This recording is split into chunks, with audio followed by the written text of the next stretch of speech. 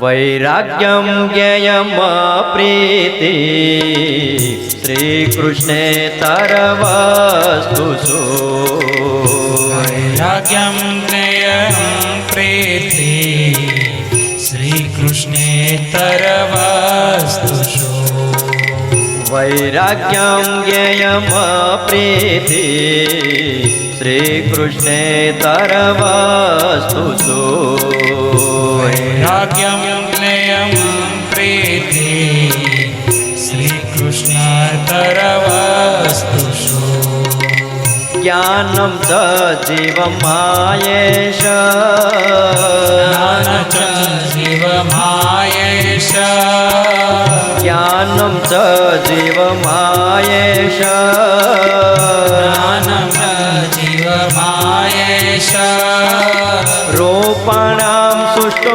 વેદનમ રૂપાણાં સૃષ્ટુ વેદનમ રૂપાણામ સુષ્ટુ વેદનમ રૂપાણાં સૃષ્ટુ વેદનમ રૂપાણામ સુષ્ટુ વેદનમ રૂપાણાં સૃષ્ટુ વેદનમ રૂપાણામ સુષ્ટુ વેદનમ રૂપાણાં સૃષ્ટુ વેદનમ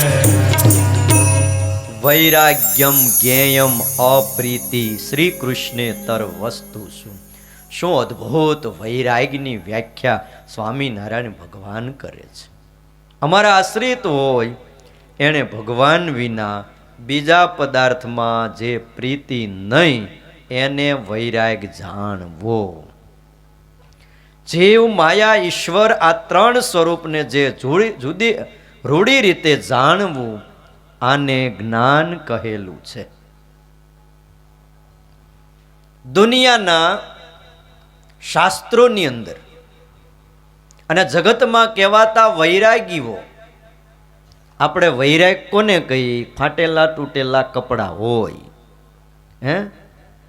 પદાર્થનો ત્યાગ હોય, કાંઈ આ જગતમાં એને કહેવાય ને આમ સારું ગમતું ન હોય. સ્વામિનારાયણ ભગવાન કહે છે ભલે બધું જ હશે પણ ભગવાન વિના બીજે પ્રીતિ નહીં, આને કહેવાય છે વૈરાગ. હા હા, એવા એવા વૈરાગીઓ પણ આ જગતમાં હોય છે, નથી હોતા એમ નહીં. હા, ક્યાં અમને એક પંડિતજી ભણાવતા હતા, ઓમ પ્રકાશ કેવું નામ. અત્યારે અમદાવાદ પાઠશાળામાં એ પ્રધાન આચાર્ય તરીકે જેતલપુરમાં છે. એ પંડિતજી વાત કરતા હતા કે હું મારા એક મિત્રને મળવા ગયો જેણે સંન્યાસ લઈ લીધો અને એવો જબર મોટો વિદ્વાન હતો, પણ એના હૃદયમાં જે વૈરાગ થયો સંસારનો, એણે ત્યાગ કરી દીધો, બધું છોડી દીધું અને રસ્તાની એક બાજુ એક વસ્ત્રભર એમનું બેઠો રહે.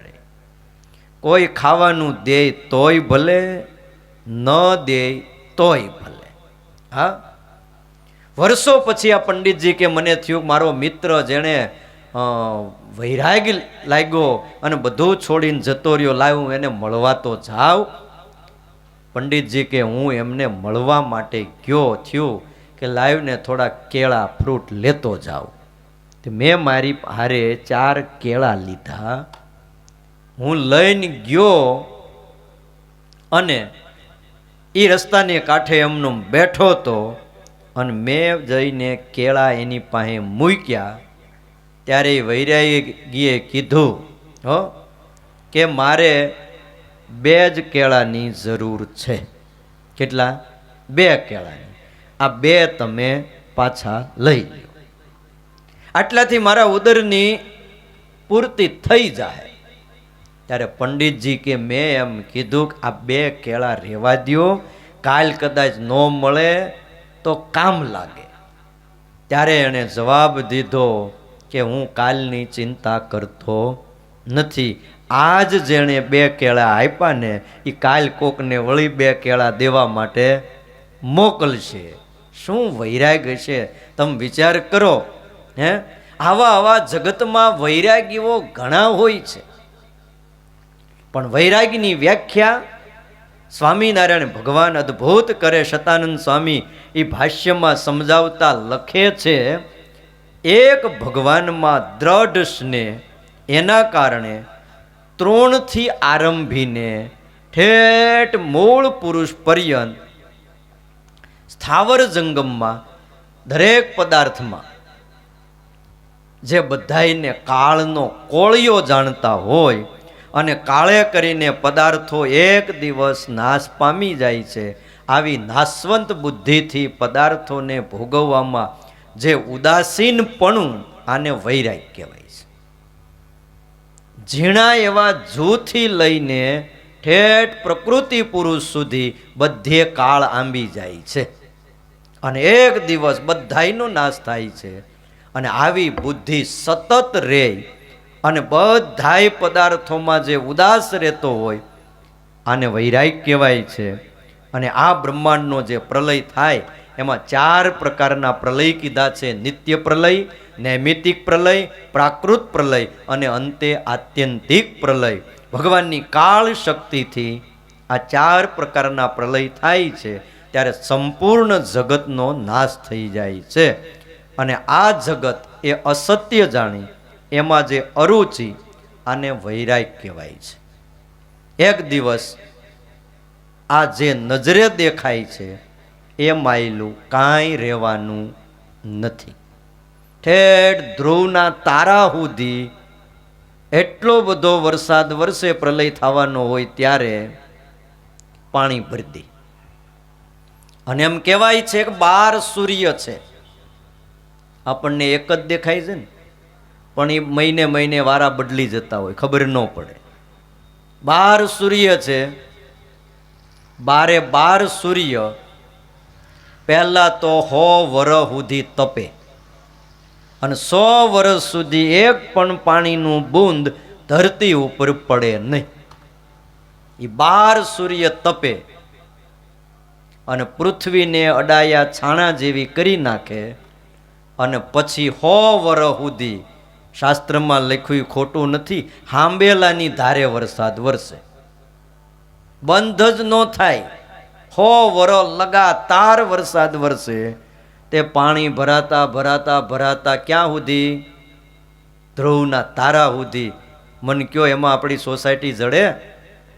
અરે ભાઈ, સૂર્ય 100 વર્ષ સુધી તપે ને એમાં જ બધું ખલાસ થઈ જાય, કાંઈ ન રહે. કોઈ જીવ સૃષ્ટિ ન બચે, કોઈ સ્થાવર સૃષ્ટિ પણ કોઈ આ બચે નહીં. વૃક્ષ, વેલી, વન બધું જ ખાખ થઈ જાય. અને પછી ભાઈ એ વરસાદ વરસે એટલે પૃથ્વીના એક એક કણ વિખરાઈ જાય અને જળમાં વિલીન થઈ જાય. એટલે એમ કહેવાય પૃથ્વી જળમાં લીન થઈ જાય અને જળ તેજમાં લીન થઈ જાય, તેજ વાયુમાં લીન થઈ જાય, વાયુ આકાશમાં લીન થઈ જાય. આ બધું પોપડું આમ હકલતા હકલતા બધું હંકેલાઈ જાય. ઠેઠ પ્રલય થાય ત્યારે ધ્રુવના તારા સુધી પાણી ભરાય અને જ્યારે બ્રહ્માનો નાશ થાય ત્યારે તો ભાઈ સત્ય લોક સહિત બધાયનો નાશ થઈ જાય. આ બધા પ્રલયોને જાણી અને એમાંથી જે વૈરાગ ઉપજે ને એ સાચો વૈરાગ છે. વચનામૃત ગરડા અંત્યના 24માં સ્વામિનારાયણ ભગવાન એમ કહે છે કે જેટલો જ્ઞાનાંશ વધારે હોય એ વિષયના બંધનને તોડી નીકળે. જેને જેટલો જ્ઞાન વધારે એટલું બંધન તૂટે છે. જ્ઞાનાંશ કોને કહેવાય? તો એમ સમજણ હોય કે હું જે જીવ તે આવો છું અને દેહ તે આવો છે અને દેહના સંબંધી તે આવા છે અને પ્રકૃતિ, પુરુષ, વિરાટ, સૂત્રાત્મ, અવ્યાકૃત એના સ્વરૂપ આવી રીતના છે. ભગવાન આવી રીતના છે, ભગવાનનું ધામ આવી રીતનું છે. આ બધું જે અંતરમાં જે ગ્રંથિ પડી હોય અને એના થકી જે વૈરાગ ઉપજે, આ સાચો વૈરાગ છે. અને એ વિના સ્વામિનારાયણ ભગવાન કે બીજા વૈરાગનું બળ નહીં. ઉપરથી ભલે બહુ જણાતો હોય પણ જ્ઞાનાંશથી વૈરાગ ઉપજ્યો છે એ જ વૈરાગ સાચો છે. અને એ જ વૈરાગ અંતે ટકે છે.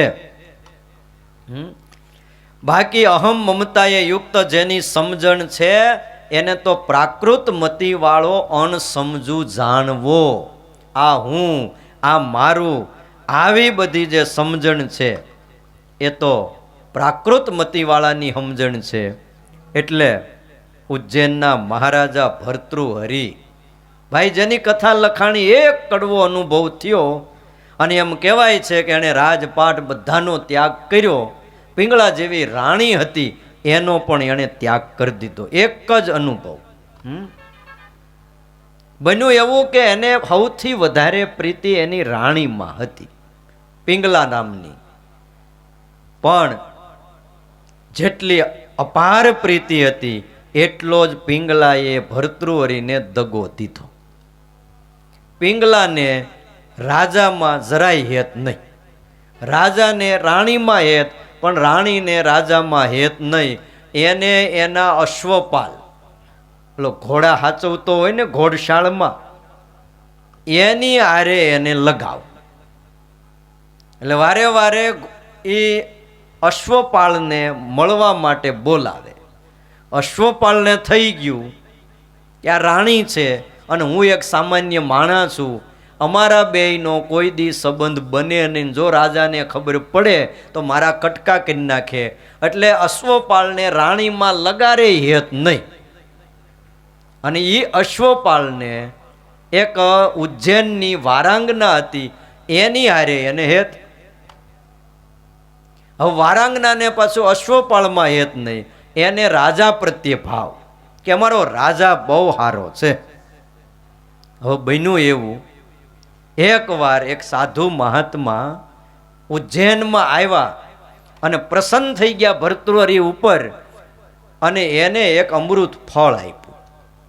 લે રાજન, આ અમૃત ફળ જે ખાશે એનું ક્યારેય મૃત્યુ નહીં થાય, એ અમર થઈ જાય.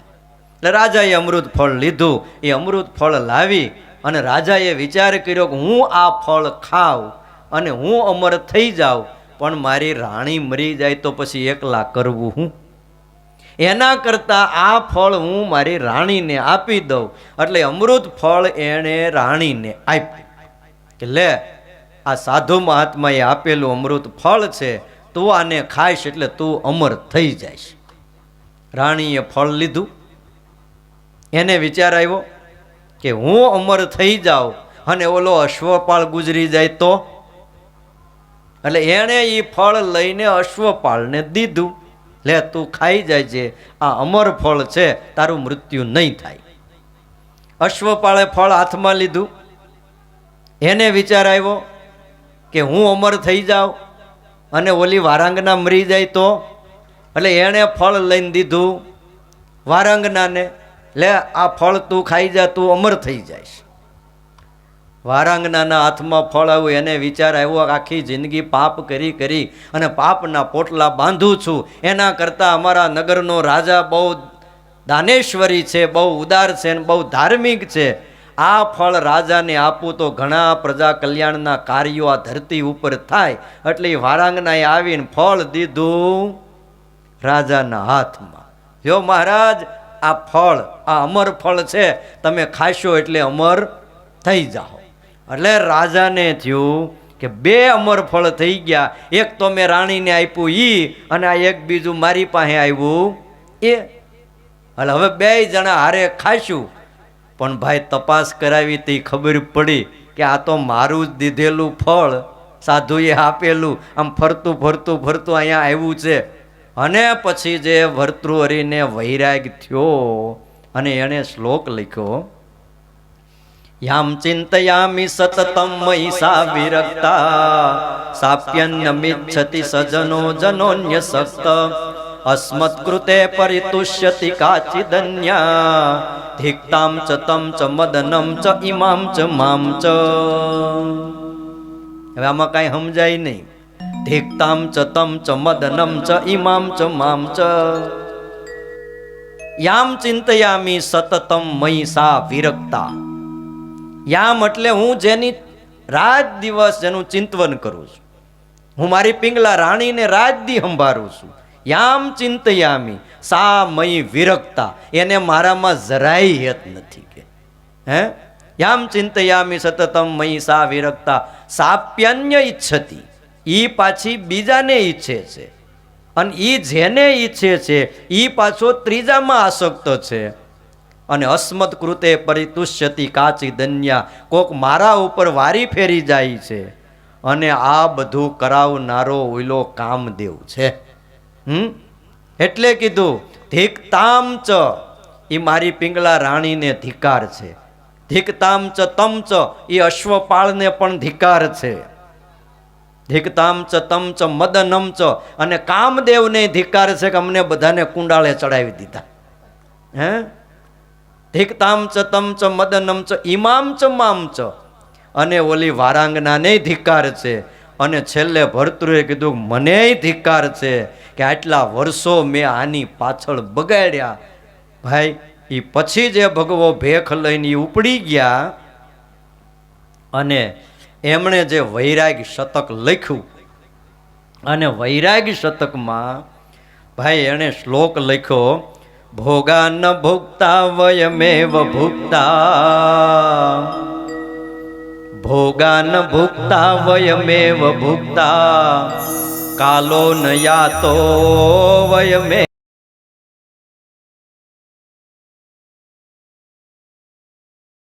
વયમેવ તપ્તા, તૃષ્ણાન જીર્ણા વયમેવ જીર્ણા. ભોગાન ભોગતા વયમેવ ભોગતા, લોકો ભોગ ભોગવે છે અને સમજે છે કે મેં આ ભોગ્યું, પણ ખરેખર આપણે ભોગ નથી ભોગવતા, પણ આપણે ભોગવાઈ જાય છે. હા, આપણે ભોગ નથી ભોગવતા, આપણે ભોગવાઈ જાય છીએ. ભોગ આપણને ભોગવે છે. ઘણીવાર આપણને એમ થાય કે આપણે ભજીયા ખાઈએ છીએ, એટલે આપણે ભજીયા નથી ખાતા, ભજીયા આપણને ખાઈ જાય છે. ખાજો નિરાયતે. જો આજે છે ને લાઈવ ઢોકળા છે, અમારે નરસિંહભાઈ અત્યારે ચાલુ કરી દીધું, દીકરો અમારે જસ્વીને આવ્યો છે. હા, અને બહુ મોટું સમાજ સેવાનું કામ લઈને બેઠો, દેખાય નાનો. હા, પણ બહુ મોટું સમાજ સેવાનું કામ આજે એમના હાથે થઈ રહ્યું છે. હા, જ્યાં પણ કોઈનું મૃત્યુ થાય એની બોડી, એના જે પાર્ટ્સ હોય છે, આંખ હોય છે, હૃદય હોય છે, કિડની હોય છે, લીવર હોય છે, આ બધા સાયન્સ એમ કહે છે કે અમુક કલાકો સુધી એ જીવંત રહે છે. આત્મા નીકળી જાય આખોળિયામાંથી, પણ અંદરના પાર્ટ એ બીજાને ઉપયોગી થાય છે. ત્યારે એ જે પાર્ટ ઉપયોગી થાય, આપણે જો અગ્નિ સંસ્કાર કરી નાખીએ છીએ, એમાં બધું બળી જાય છે, કોઈને કામ આવતું નથી. જોકે આમ તો માણાનું કાંઈ કામ આવતું નથી, ગાયું ભેંસુના પોદળાય કામ આવે, માણાનું કાંઈ કામ આવતું હોય કહેજો. હે તો પણ અમારે જસ્વીન એણે એવી ઝુંબેશ ઉપાડી છે કે ક્યાંય કોઈનું આવી રીતે અકસ્માત કાંઈ બીજું ત્રીજું કાંઈ થાય, મૃત્યુની અણી ઉપર હોય, ત્યારે એ ત્યાં જઈ આખું એક ટ્રસ્ટ ચાલે છે, એના સંબંધીને એના રિલેટિવને સમજાવે કે ભાઈ આમે આ બધું હવે પૂરું જ થઈ ગયું છે, આ માણા ઉઠે એમ નથી, પણ જો તમે અમને આ બોડી આપો તો આમાંથી જે અમુક અગત્યના પાર્ટ છે એ જેને જરૂર છે એને અમે ત્યાં સુધી પહોંચાડીએ. એટલે આવું જબર મોટું એક સમાજ સેવાનું કામ, આમ દેખાય નાનો, હું ત્યાં વેડરોડ હતો તો ત્યાં અમારી સભામાં આવતો, બાળ સભામાં, પછી ધીમે ધીમે યુવા સભામાં આવતો, પણ એના બાપુજી એ અમારે ઢોકળા બનાવવાનું કામ કરે. હો, ત્યાં ફોન કર્યો, ભગત કથા હાલે, મને કે મારે ગરમા ગરમ લાઈવ ઢોકળા જમાડવા છે. એ કે તમે ભલે ગમે એટલી વૈરાગની વાતો કરો, પણ મારે ગરમા ગરમ ઢોકળા જમાડવા છે. એટલે જો આ સમાજમાં આપણી આંખ કોકને કામ આવે, અને એમાંય હરિભગતની આંખથી બીજો જો કોઈક દેખતો થાય ને તો એ ભગવાનને દેખતો થાય. ભાઈ એણે ભજન કર્યું, એનું લીવર, એની કિડની, એના કોઈ શરીરના કોઈ પાર્ટ આ દુનિયામાં જેને આંખ નથી અને તમે ક્યારેક પૂછો તો ખબર પડે કે આંખની કિંમત શું કહેવાય છે. હા, જેને હાથ નથી ને એને પૂછો, જેને પગ નથી એને પૂછો કે પગની કિંમત કેટલી છે. હા, આપણને ભગવાને સંપૂર્ણ અંગે યુક્ત આ માનવ તન પ્રદાન આપ્યું. રોજ ભગવાનનો આભાર માનજો, રોજ. હે પ્રભુ, આ આંખ નો આપી હોત તો હું શું કરત, કાન નો આપ્યા હોત તો અહીં સોફે બેહીને હું કરત, મન કહો. ટગર ટગર જોયા જ કરવાનું ને કાંઈ ખરું?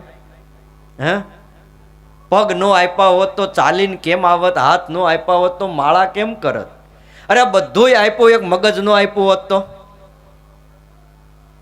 ઘણા તમે આમ જો અહીંયા અમુક હોસ્પિટલોમાં હોય છે, હે ભાઈ, ભગવાનની દેન છે એટલે ભગવાનની ભક્તિ કરજો, વૈરાગ કેળવજો. ભલા ભક્તજનો, આપણે વાત કરતા હતા ભોગા ન ભૂગતા વયમેવ ભૂગતા, કાલો ન યાતો વયમેવ યાતા. કાળ પસાર થતો નથી, સમય પસાર થતો નથી, પણ આપણે જ પસાર થઈ જાય છે. કાળ તો જેમ છે એમ જ છે, એક દિવસ બધું મૂકીને આપણે જવાનું છે.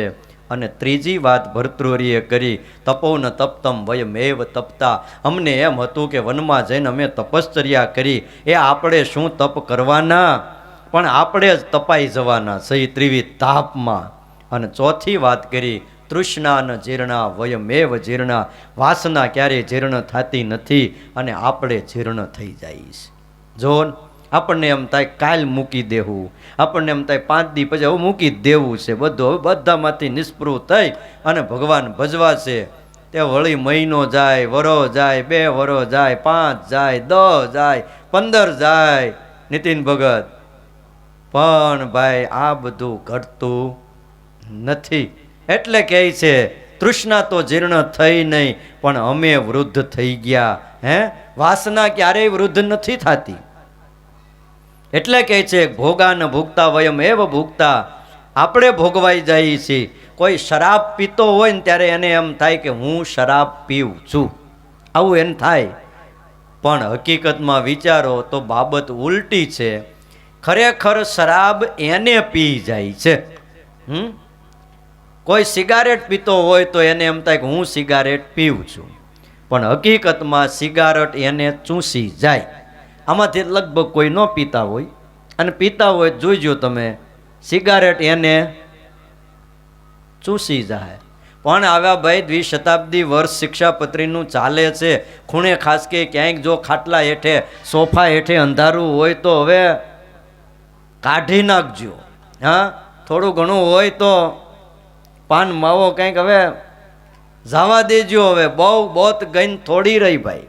હે, કાંઈક જો આપણામાં થોડોય સુધારો આવે તો ભલે આ કથા સાર્થક છે. હા, ઘણીવાર એમ થાય કે હું ગુટકા ખાઉં છું, તમાકુ ખાઉં છું, આ બધા વ્યસન, એમાં આપણું આયુષ જતું રહે છે.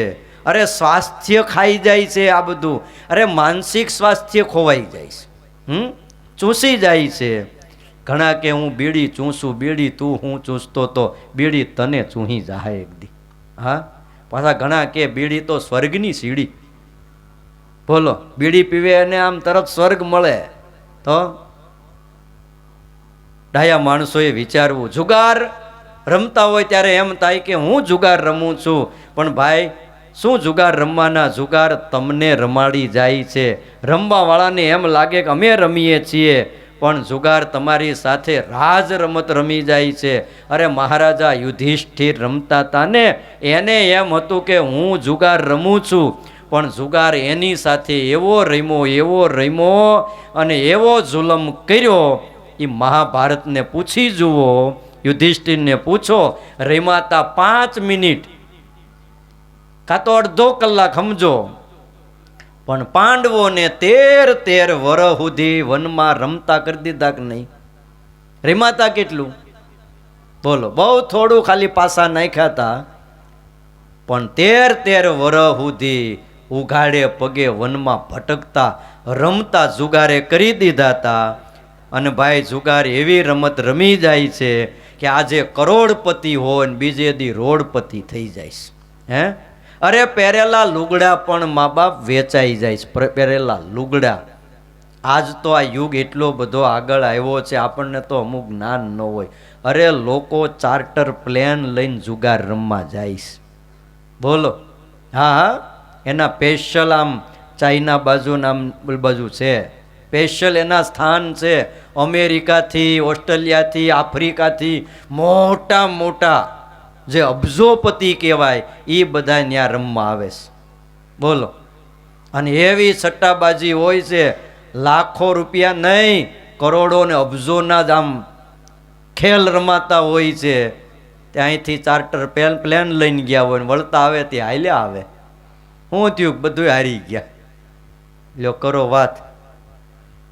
ડાયા માણસો આમાં ક્યારેય પડે નહીં ભાઈ. ભોગ આપણે નથી ભોગવતા, પણ ભોગો આપણને ભોગવે છે. તમને એક નાનું એવું એક વાત કરું, બનેલી આપણા ભારત દેશની અંદર જમદગ્નિના પત્ની જે રેણુકા દેવી, એનું નામ તો ઇતિહાસમાં અમર થઈ ગયું. અને રેણુકા એવા પતિવ્રતા નારી હતા. તમે વિચારો, આ ભોગ છે ને એ આપણી આધ્યાત્મિક જે શક્તિ છે એને હણી નાખે છે, હાવ ખલાસ કરી નાખે.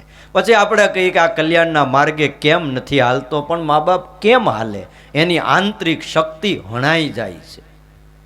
મોટા ભાગે આપણા ભારત દેશની અંદર એવી સ્ત્રીઓ હતી, એમાં રેણુકા દેવી એ મહાપતિવ્રતા. અરે સ્નાન કરવા નદીએ જાય ત્યારે એમ કહેવાય છે કે આશ્રમમાં પાણી ભરીને લાવવાનું હોય ત્યારે એ ઘડો, હાંડો કે ગાગર લઈને ન જતા. પણ આ રેણુકા દેવીની અંદર એવી એક શક્તિ હતી પતિવ્રતાના કારણે કે સ્નાન કર્યા પછી પોતાના વસ્ત્ર જે હાડલો હોય, હાડલાના છેડામાં આમ કરીને પાણી લાવે અને ઉપરથી ગાંઠ મારી દે, પાણીનું એક ટીપું હેઠે ન પડે. એ હાડલામાં રેણુકા દેવી પાણી લાવતા હતા. આજે આ 21મી સદીમાં કોઈને વાત કરીએ ને તો આ બધા આપણને ગાંડા ગણે કે આવા ટાઢા પોરના હોલા મારેસ. હા હા, પણ ઇતિહાસો ભાઈ એ સાક્ષી પૂરે છે. હાડીમાં પાણી લાવે આવી પતિવ્રતા, તમે વિચાર કરો એની આંતરિક શક્તિ કેટલી આમ ઉર્ધ્વગામી હશે. અને ભોગ વિલાસથી આંતરિક શક્તિ અધોગામી થઈ જાય છે, ક્ષીણ થઈ જાય છે. જે ભોગમાં રચો પચો રહીને એ ક્યારેય ઉર્ધ્વ ગતિ કરી શકતો નથી. વાત એવી છે, પરશુરામના માતા એનું નામ છે રેણુકા દેવી, જેને ત્યાં આવેશા અવતાર સ્વયં ભગવાન પરશુરામ તરીકે કહેતા રામ તરીકે જન્મ લીધો. એટલે ભગવાનને જન્મ દેનારી આ જનેતા રેણુકા દેવી છે. ભાઈ મૂળભૂત જે 5 તત્વો કહેવાય, પૃથ્વી, જળ, તેજ, વાયુ અને આકાશ, આ 5 તત્વો ઉપર પતિવ્રતાનો પ્રભાવ હતો. એટલે જળને સાડીમાં બાંધીને લાવે અને સંકલ્પ માત્રથી અગ્નિને ઓલવી નાખે. એને અગ્નિ ઓલવવા માટે કાંઈ ન કરવું પડે, ખાલી સંકલ્પ કરે તો અગ્નિ ઓલવાઈ જાય. અરે અગ્નિ દેવતા જેનાથી ડરે, કોઈને માન્યામાં ન આવે. કારણ કે અત્યારે તો આવી પતિવ્રતા નારી લાવવી ક્યાં હે? પણ રેણુકા દેવી એવા હતા. પણ કહેવાય છે કે એકવાર સ્નાન કરવા ગયા અને સ્નાન કરતા હતા, થોડેક દૂર એક ગાંધર્વ સ્નાન કરતો હતો. ગાંધર્વ એટલે દેવતાઈ યોની છે, દેવતાની એક જાતિ છે. એ ગાંધર્વ સ્નાન કરતો હતો. અને ભાઈ મનુષ્ય કરતા તો દેવના શરીર અતિ સુંદર હોય. રેણુકા દેવી સ્નાન કરી અને ઊભા છે, સહેજ નજર આ ગાંધર્વ ઉપર પડી. નજર પડી, બીજી જ ક્ષણે પતિવ્રતા નારી છે, નજર પાછી ખેંચાઈ ગઈ. પણ મનમાં એક સંકલ્પ સહેજ થયો કે ભગવાને આને કેવું રૂપ આપ્યું છે. બસ આટલો સંકલ્પ, પતિવ્રતા પણ ખલાસ થઈ ગયું. સ્નાન કર્યા પછી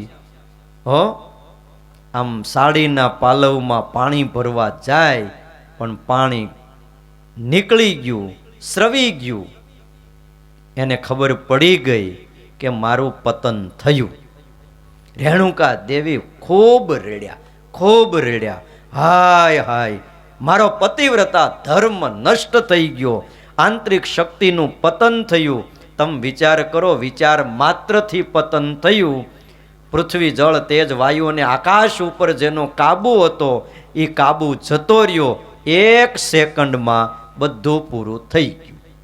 તે આપણે નથી કેટલા વર્ષ સુધી સત્સંગ કર્યો હોય, ભક્તિ કરી હોય, પણ ક્યારેક ક્યારેક નથી 1 ક્ષણમાં બધુંય ધોવાઈ જતું. પછી થયું કે હવે ઘેર કેમ જાવ? આંખમાં આંસુ આવી ગયા. જમદગ્નિ ઋષિ બેઠા હતા. એણે પૂછ્યું, કેમ દેવી, આ શું થયું? રેણુકા દેવી કાંઈ બોલ્યા નહીં, નીચું જોઈ ગયા. પણ ઋષિ સમજી ગયા. તરત એણે એના દીકરાને બોલાવ્યા.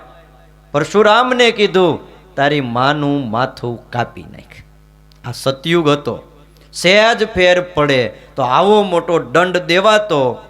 હવે આ જીવવાને લાયક નથી. હવે તમે મને કયો, આણે હું એવું પાપ કરી નાખ્યું? હે, ક્યાંય 4 રસ્તે ઊભા ઊભા પાણીપુરી ખાધી હતી તોય સમજ્યા કે ભાઈ હાલો બધાની વચ્ચે 4 રસ્તે ઊભા ઊભા પતિવ્રતા નારીએ પાણીપુરી ખાધી એટલે આવું કંઈ કર્યું હતું? કાંઈ બીજું ક્યાંય ટોકીઝમાં ફિલ્મ જોવા ગયા હતા? કાંઈ બીજું મોટું પાપ નથી કર્યું. સહેજ ખાલી સંકલ્પ થયો કે આને ભગવાને રૂપ કેવું આપ્યું છે, ત્યાં એની શક્તિ ખલાસ થઈ ગઈ. પરશુરામે કીધું, માથું કાપવાની વાત કરી. પહેલા તો 3 ભાઈઓ હતા, એને કીધું, ત્રણેય ના પાડી, કારણ કે માનું માથું કોણ કાપે?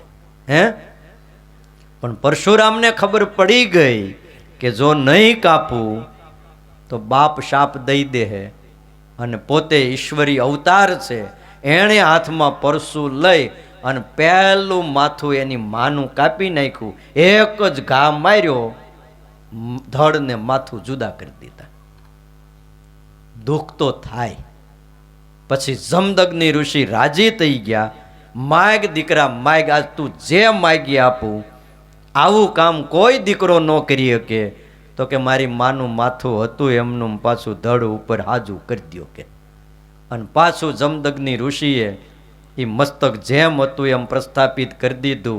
જો ભાઈ માથું જોડતા આવડે ને તો જ કાપજો, નકર જે કરતા હોય એ કરજો. આ બધાયના કામ નથી. હે, અને કહેવાય છે એ માથું કાપ્યું, નવું માથું જોડ્યું એટલે જન્મ બદલાઈ ગયો. હે, પ્રાયશ્ચિત થઈ ગયું. પણ મારે કહેવાનું, પછી વળી પાછા એવા શુદ્ધ થયા, નદીએ જાય અને પાલવમાં પાણી લઈને ઘરે આવે. ભાઈ, આંતરિક શક્તિનું પતન થાય ને તો ફરીને જન્મ બદલવો પડે છે. મેન તમે આ ધરતી ઉપર કાંઈ ઓછા જન્મ નથી લીધા, બહુ જન્મો લીધા, કેટલાય જન્મો બદલ્યા છે. પણ જ્યાં જ્યાં જન્મ લીધો ત્યાં ત્યાં ક્યાંક ને ક્યાંક પતન થયું. પણ હવે આપણા સાધુ એમ કહે છે કે છેલ્લો જન્મ થાય ને એવું કરજો મા બાપ. હું છેલ્લો જન્મ, હવે જન્મ લેવો નથી. મોટા સાધુ પાસે કોઈ મુમુક્ષુ આવતા ને ત્યારે કહેતા કે સ્વામી મને કાંઈક વાત કરો.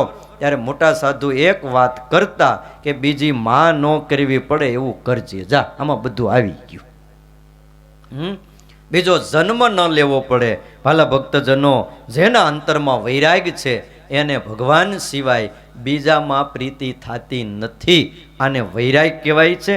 વૈરાગની આવી કેટલીક વ્યાખ્યાઓ વાલા ભક્તજનો આપણા શાસ્ત્રોની અંદર લખી છે. પણ હવે આમ જુઓ ને, ઘડિયાળનો કાંટો ટાઈમ ઉપર આવીને ઊભો રહી ગયો છે અને પાછા લાઈવ ઢોકળા ઠરી જાય પાછા. હે, જો વૈરાગની વાત છે ને કથામાં જ રાખવાની. સાંભળ્યું? અહીંથી પૂરા થાવ ને આમ જાઓ એટલે હા, ન્યા વૈરાગની વાત નહીં, પણ મનથી ઉદાસ રહી અને ભગવાનની ભક્તિ કરવી. આવો 2 મિનિટ આપણે હરિનામ સંકીર્તન, ત્યારબાદ કથાને વિરામ. હવે આવતીકાલે છેલ્લી રાત છે હો ભાઈ. હા, અને પરમ દિવસે તો આપણે અહીંયા સવારમાં વહેલા 6:30 વાગ્યે આરતી પછી તરત ભગવાનનું રાજોપચારથી પૂજન થાય અને નીલકંઠ વર્ણીનો અભિષેક થાય. ઘનશ્યામ મહારાજનો, ભગવાન સ્વામિનારાયણનો પાટોત્સવ થાય અને ત્યાર પછી અહીંયા ખાતમુહૂર્તનો